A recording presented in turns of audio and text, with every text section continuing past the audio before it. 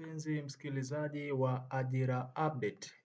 Picha zinazopita hapo ni askari wa jeshi la uhamiaji.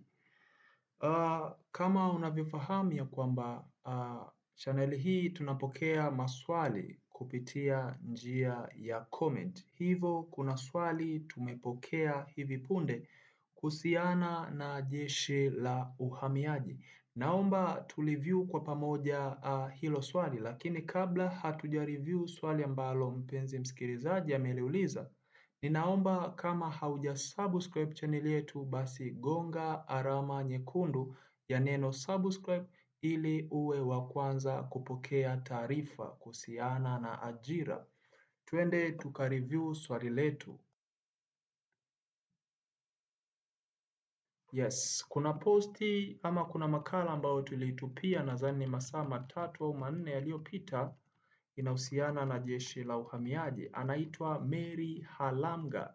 Anasema ya kwamba samahani kaka, mafunzo ya jeshi la uhamiaji huwa inafanyika kwa muda gani? Kama unavyoona swali alilouliza ndugu yetu Mary Halamga anahitaji kufahamu, je, mafunzo ya jeshi la uhamiaji huwa yanachukua muda gani? Nitakujibu Mary kama ifuatavyo.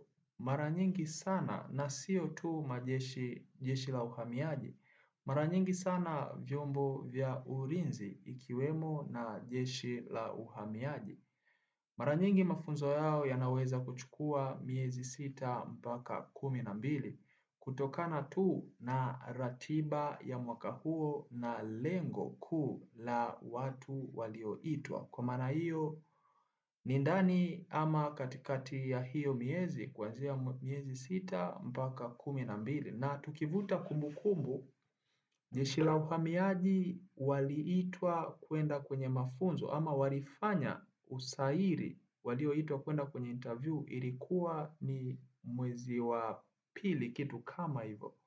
Yes, na waliofaulu wakaitwa kwenye mafunzo hadi sasa hivi wapo kwenye mafunzo, bado hawajarudi. Tumeona walio graduate ni waliopita jeshi la polisi 25, 26, hao ndio wamegraduate. Tunasubiri tuone magereza wana graduate, tunasubiri kuona jeshi la zimamoto wana graduate, tunasubiri kuona jeshi la uhamiaji wana graduate. Kwa maana hiyo ndugu yangu Mary, ninaomba uwe tayari kwa ajira za jeshi la polisi, maana nadhani wao ndio wataanza kutoa ajira.